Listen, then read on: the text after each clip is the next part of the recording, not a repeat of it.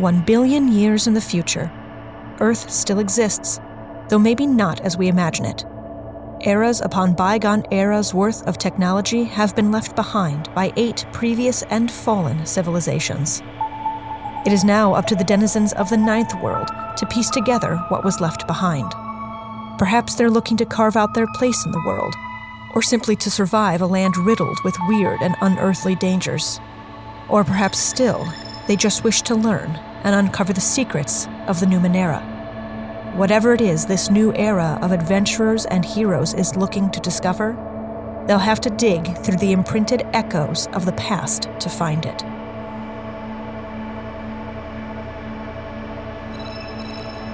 Transversal.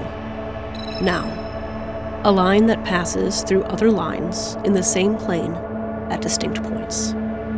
Hello, and welcome to Imprinted Echoes, a family-friendly Numenera actual play podcast. I'm Zan, and I'll be your GM. Thank you for joining us today, and as always, we hope you're staying safe and healthy. Although it seems like nothing is being purposefully kept from them, the information the party has doesn't seem to be what they're looking for. In an attempt to find more specific answers, they each branch off to do their own versions of data collection. Fanatic followers are interviewed, datasphere depths are plumbed, and higher knowledge is sought. Join us as Nehemiah, Smalren, and Jhori search for better answers.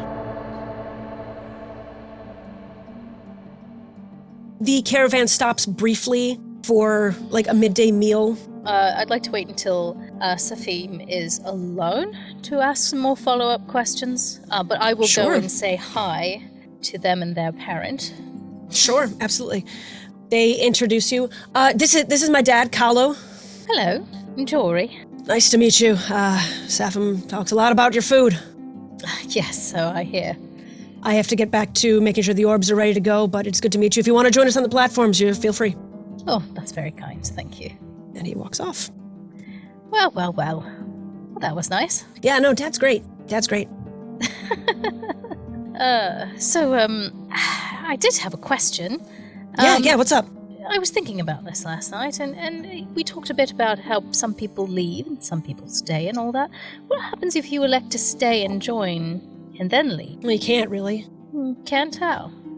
I mean, if you leave, nothing else works here. And I've heard, it's not happened since I've really been, I won't say alive because I'm not actually sure, but since I was able to remember things, I guess. I hear you kind of you get a separation sickness of sorts if you leave. Interesting. And what has happened to anybody who has left in the past? Just the sickness? What does the sickness consist of? Wow, I don't know what the sickness consists of, unfortunately. It's one of those things where it's oh, what's wrong with them? I don't know. They're just real sick, and then they probably don't make it. Make it? I don't know. That's what they tell us when we're kids.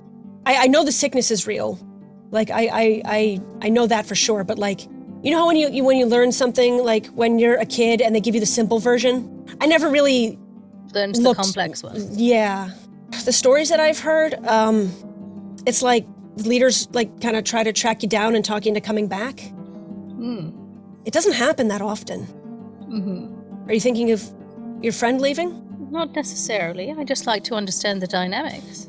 Well, it's not like they kill people. Well, it does sound like people get very sick, possibly, though. Which is well, sure, but that's a consequence of your own actions, in my opinion. I see. Well, that answers a few of my questions, I suppose. Got others? I need to get back to riding again, though. I think we're going to take off here soon. Yeah, we should probably get going. You want to join me on the platform? Oh, no, I'm going to ride. Better dexterity in case something comes up, guard duty and all that. Sure. Yeah, no, I totally. Yep, have a good ride. I will. See you later. Okay, bye. The afternoon goes on. Eventually you hit evening. Camp is made. Are you all still keeping separate from the group, or are you setting up your tents within the main caravan? Probably within the caravan at this point. We want to try and create that normalcy. Sure.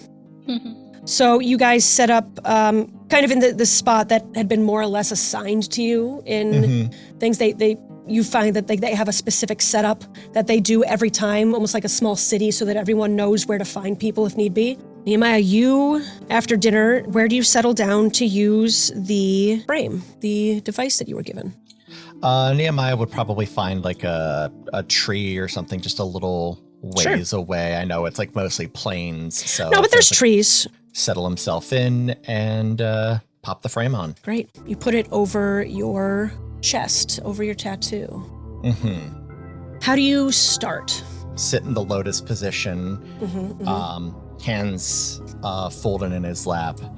And he first starts focusing on those feelings of resilience to establish himself before venturing into the feelings that are within him but are not his own.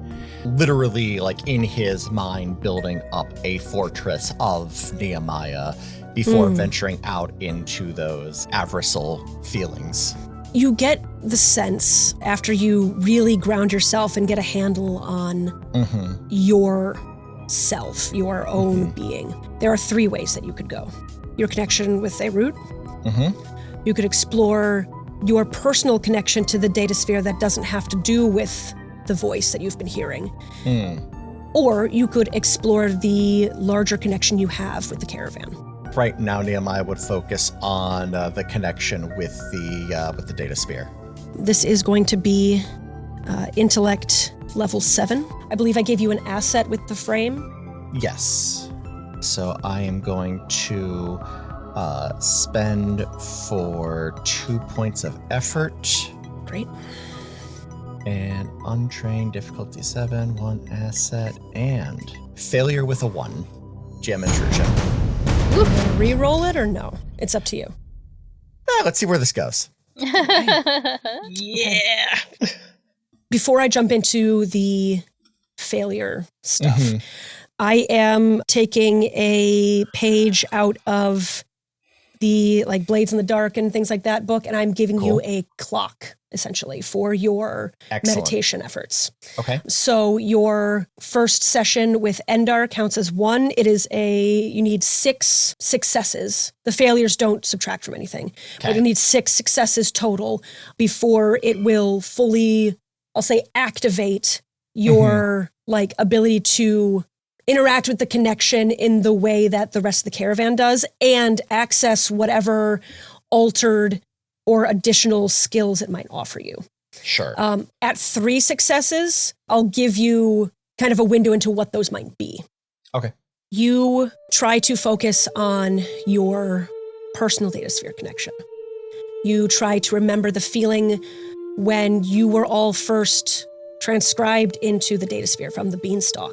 That first feeling of being disassembled and put back together in a wholly different form, yet still fully yourself. And as you imagine being transferred into, the realm of sound, into the tumult, as you remember, because that's the experience you have, you then imagine trying to come back as well, like feeling that back and forth. But as you're trying to come back, you feel like you hit a wall. You feel like you can't come back into your physical self for some reason. As though something is not quite like a force field, but like something has like tied you to that place. And the more you try and push, the more pressure you feel keeping you back. Eventually, you're able to kind of like push through. Like if you're trying to get through a crowd, and eventually you're able to like shoulder through a few people and you kind of like stumble out onto the other side. But as you stumble out, you feel almost as though you were like trying to work through this memory of the time that you went to the tumble. But as you come out the other side, you realize that you haven't come out on the other side back in Beanstalk or in Legam or anywhere else where you would have expected to come back. Instead, you are in a hall, like a cathedral-style hall with large pieces of mirrored glass everywhere. And as you walk through them, you see different, I don't want to say versions of yourself, but like, something's always a little bit off. Like, you're a little bit shorter, your hair's a little bit longer, just like always something a little bit slightly different, like very Funhouse style. Sure. Everything's just a little bit strange to you. And eventually you walk up to one at the very end of this part of the hall and really look at yourself, and you see yourself and then almost ghostly images superimposed on top of you 3 other superimposed images, twitching and shaking a little bit the way that like a malfunctioning television. I was going to say, it's like I'm getting multiple channels at the same time. Yes, at the same time. Exactly. Gotcha. That. And once again, you get this feeling of self-righteousness, guilt, vengeance, and you fall through the floor of this mirrored hall and are pushed back into your conscious self. I am going to have you take 3 intellect damage from that. Yeah. Scans. Nehemiah, as you lean against the tree, take a sip of your drink and try to gain your bearings again. You take a deep breath, and those feelings of grief, self-righteousness, and vengeance start to fade. But you still feel them in the back of your mind. Mm-hmm. And you're starting to feel like maybe the more you do this, the more they won't go away. With the whole of camp set up and Nehemiah off recovering from his meditative state, that leaves the rest of the group to kind of see to their own things.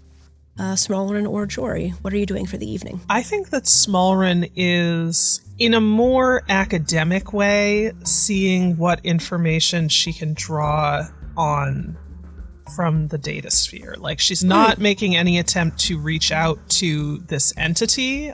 She's actively trying to avoid that because, frankly, this entity does not seem like not even remotely warm and fuzzy. This is the least warm and fuzzy out of the 3 of them. But she is seeing like whether she can use just kind of the normal amount of connection that people have to the datasphere. Sure.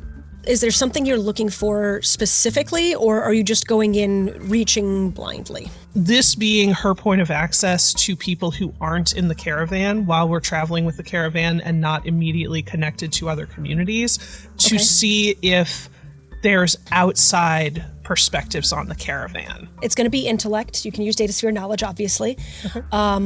Because to my understanding, and correct me if I'm wrong, this is the first time that you have tried to reach out and like gain datasphere knowledge while not actively in said datasphere? I believe so, yes. Okay. At least in a very long time. Like, it's the first time running with this crew.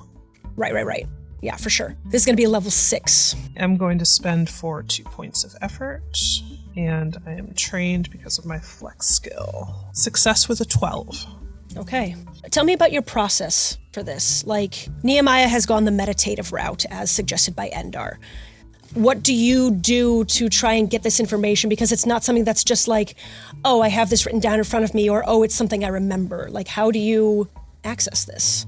Are there traditional ways that people tend to connect to the datasphere? Usually it's going to be through an object, like a cipher or artifact, a place like the ruins, or through some innate ability that you have.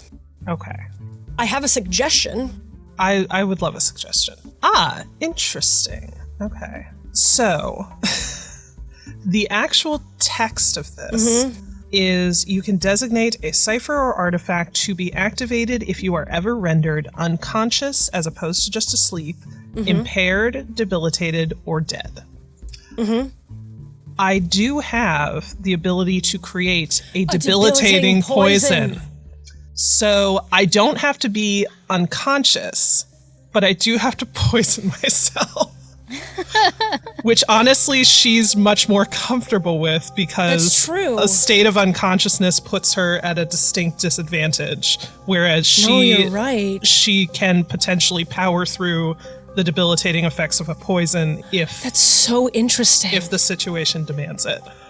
Wow. Okay, so I'm going to let that work, but it is going to still follow the other rules because technically impaired, debilitated, and dead are damage track indicators. Okay. So you have hail, impaired, debilitated, dead. So hail is I when see. all of your pools are full, impaired is when one pool is at 0, debilitated is when 2 pools are at 0, dead when all are at 0. So you can use your poison to do this, but 2 of your pools will go to 0 and you will have to go through the recovery of how that normally works. Got it. Okay. And you're still more comfortable with doing that than just having Brex punch you in the face to knock you out or something. Well, yeah. Okay. We don't I love Smalren. mess around with TBIs here. No, that's fair. That's fair. I was just like saying that would be like some damage, not. But you know what? I like Smalren's dedication to her craft. Yep. Do you let anybody know? That's what I'm trying to decide. I think that she would. Okay. I think she specifically lets Brex know. Okay. I think she goes and finds Brex, draws them to the side. I'm going to try something that is going to have a profound physical effect on me that would leave me in a vulnerable position were anything to happen while I'm in that state. Would you mind keeping an eye out for the remainder of the night to make sure that no one disturbs me? Brex's visor goes kind of like a putrid green in like confusion and concern. Nothing irreversible. Brex just shakes their head, nods, and sets up guard. Cool. So Smalren's gonna like go into her tent and craft a debilitating poison, which again does not take nearly as long as you think it would. No. And not so much meditation as just doing her best to remember the feelings of passing through the datasphere and connecting with the datasphere and like being in places where there's a strong connection to the datasphere. Absolutely. Sits down, cross-legged, kind of prop her pack up behind her so she doesn't like slump to the ground too much, and drinks a debilitating poison. Okay. I am going to have you roll me a d6, actually. I know that you don't roll them often, but it is technically part of the Numenera set, because you do roll them for recovery rolls, but I'm going to have you roll me a d6. 6. The first thing you feel going is your mind. Things start to get fuzzy. You start to get the feeling of like your tongue feeling heavy, like if you were just slurring your words. You feel like your ability to stay sharp in a scenario, your ability to recall knowledge is starting to fade quickly. So your intellect goes to 0 first. Go ahead and roll me that d6 again. 4. And then it's your speed. You feel your arms and legs, your limbs get heavy. You feel your ability to like move and shift in the space grind to a halt. You feel like everything is achy and leaden. You feel like you're reacting to things 3 seconds slower than you should be. And as soon as you feel that kick in, you feel your consciousness shift as your speed hits 0. And you are in a space that doesn't feel all that dissimilar from the tumult when you were there. You can see, though, but it kind of feels like an open expanse of nothingness, more or less, on this horizon of nothing. Kind of in the distance at various points, you can see little lights. Imagine if you took a picture of something that was giving off sparks, that kind of like fanning out texture, like little like fiber optic fibers, and you believe these to be information nodes. You can see 3 of them within a distance that you think you can get to. Go in that, whatever order you pick. I think 3. 3, wonderful. You get a feeling of positivity here, and you put your hand into the node, and these tendrils kind of like brush against you, and you see light and very like Matrix Code style, 1s and 0s and numbers and letters and things run up your arm, up your neck, and make its way into your being, and you hear voices, recounts of positive interactions and opinions of the luminous procession. They gave my daughter a place to belong. She was never happy here, and when the procession came through, she left with them smiling. You hear another voice. Well, they never left us hungry. They've always listened. Trade's never been better, and they're kind people to boot. Interesting, but not really what she was looking for, so I think she heads to the second node. For this one, you get like an uneasy feeling. They always seem to know exactly who to recruit. My brother's different now. When the procession comes through, he's just changed. Like, I guess he's more thoughtful, but he's distant. Like, he doesn't... I don't know. I feel like I'm talking to someone who doesn't hear me anymore. I'm not sure if I want to join at this point. It all just seems too good to be true. So you don't get any perspectives from people who have fully joined with the tattoo ritual, but maybe people who have been with the caravan that have not joined yet. All right. So yeah, she's going to head to the first node. Overwhelmingly negative feeling. It's just a cult. They come through, yeah, they trade, but every time more people leave with them. And they never return here. And the same, and those tattoos, it's evil magic, that's what it is. They took my son. They filled his head with nonsense about the datasphere and community, and they took him from me. What's community if it never stays? You know, at first I thought we always chose the road, you know? I've been with them for a while, and I think I might join, but I feel like the road's choosing us now. I don't know. Having second guesses. Less specific than I'd hoped. Jhori, you wake up. As you're kind of like walking by your tents, you see Brex kind of like standing outside the tent that Smalren has been using. You guys have 2 tents for all of you. Mm-hmm. Like standing guard in a way that Brex normally doesn't when everybody's awake and moving. Hi, Brex. They nod. Everything okay? Brex kind of tilts their head and like, you know, does the shake side to side, like saying, maybe, maybe not. Okay, what's going on? Who's up to what now? Brex pulls out a dagger. Oh. Shakes their hands like no, and points to dagger, and then like holds up like 1, 2, 3, 4, 5, 6 fingers and points to dagger. 6 daggers. And finally just like opens the tent door, and you see Smalren completely passed out, looking really, really bad. Okay, all right. I'm guessing this was planned, or you'd be freaking out more than you are. Brex hesitantly nods. Do you mind if I... Motions to you. Okay. I run in and do the check pulse, feel forehead. Alive, very debilitated. Smalren, hesitate to wake you up, because I'm sure whatever you did, it was on purpose, and you probably would be mad if I did.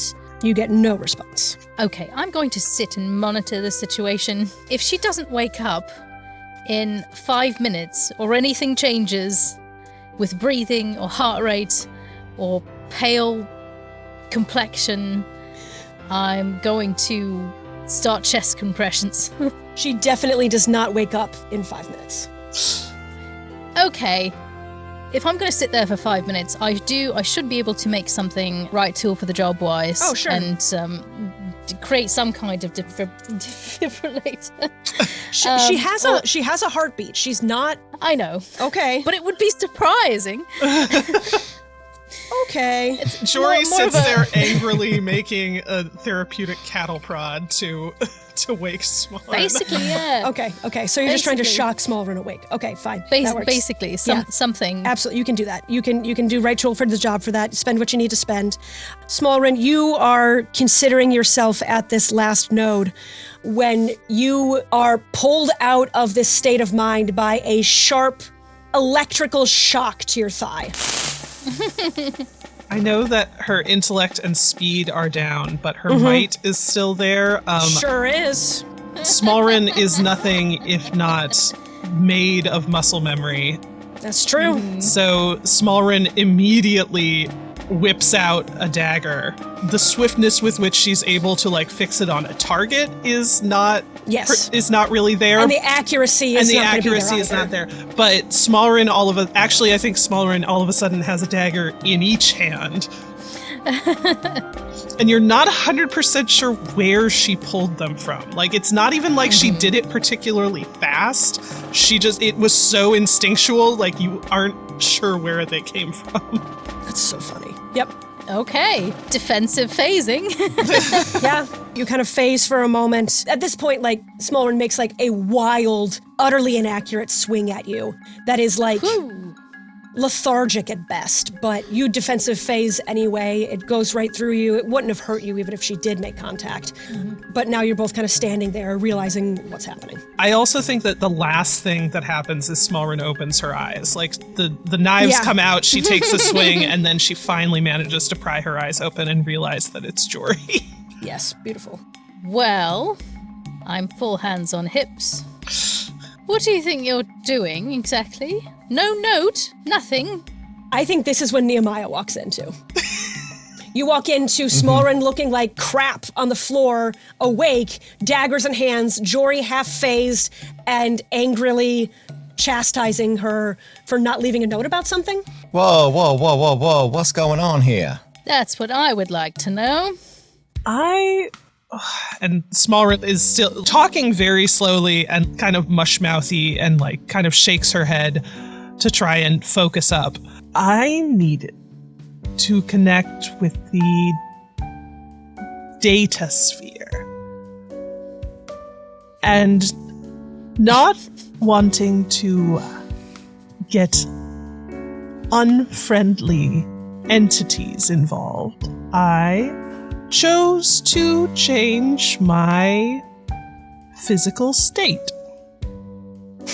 Did it help? Haydick has now heard like a little bit of commotion, like poked his head in the tent. Yes. This is the closest we'll ever see Smalren to inebriated. Yes. Yeah, very much. Did it have to involve you putting yourself in a state where it looks like you got run over by like 6 Aneen? Because it looks like you got run over by 6 Aneen. I needed to be unconscious, which is unacceptable, or impaired, which is dangerous, or debilitated, which I know how to handle. I'm gonna go get you some tea with some caffeine to help you waken up, and I want you to sit and think about what you've done. Oof. I will do so, if only because I can't stand yet. Oh, me and your Nehemiah are gonna have a discussion about this. All right. I leave to get tea. All right. It's pretty early morning, yeah? Yeah, the caravan has like started to like wake up and pack up like after breakfast has been served, but like you're not close to being on the road yet. This is more like beginnings of... We got an hour or get two ready. before we got to worry about getting out. All right. I would say about 2 hours, yeah. Cool. All right. Jhori's doing that. Is there anything I can do for you? And she like thinks about it really hard. It will just take me some time to return to a fully ready state. Some food would probably be helpful. All right. I also have some ingredients in my herbalist pack that will be helpful. I'll help you get those sorted. Haydick? Yeah, what can I do?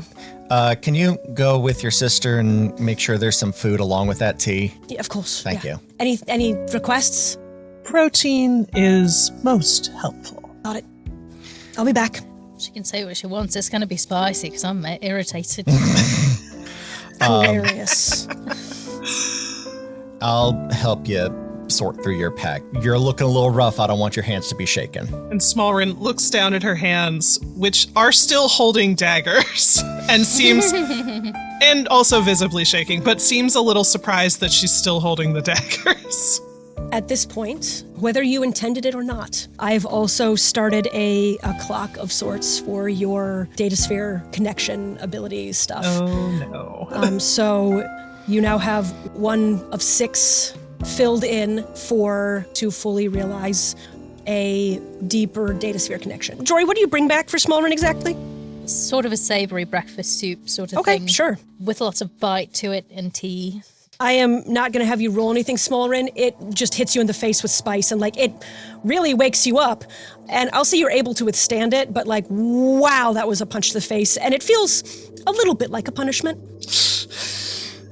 I feel like Smalren would be kind of proud of Jhori for that. Smalren is kind of proud of Jhori for that. She's actually also deeply touched that Jhori is this upset about her doing this to herself.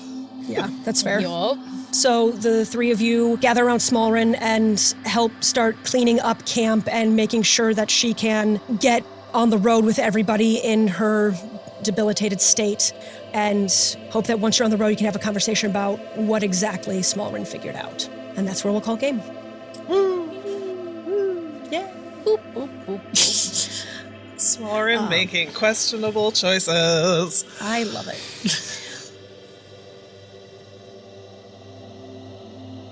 Thank you so much for listening to episode 167 of Imprinted Echoes Transversal. As always, if you'd like to follow the podcast on social media, you can follow us on Blue Sky and Facebook at Imprinted Echoes, and our website, imprintedechoes.com. There you'll find links to the Ghostlight Media merch store and our Patreon if you're able to help us out monetarily. And on that note, I'd like to thank Xander, Kyle, and Tyler for their support. If you'd like to help us out in other ways, please take a moment to subscribe to the podcast, leave us a rating and review, and tell a friend about the show. You can also find our hosts on Blue Sky as well, myself at Covered in Sawdust, Chase at TQ Loudly, Rin at Rin Moran, and Bridget at The Divine Miss B. Thank you once again for listening, and I hope you'll be back in 2 weeks to hear yet another episode of Imprinted Echoes. And until then, may your ciphers never malfunction. Imprinted Echoes is produced by Zan Campbell-Johannes and Chase Greenlee, and is edited by Alex Berkowitz. Original show theme music is by Justin Longacre.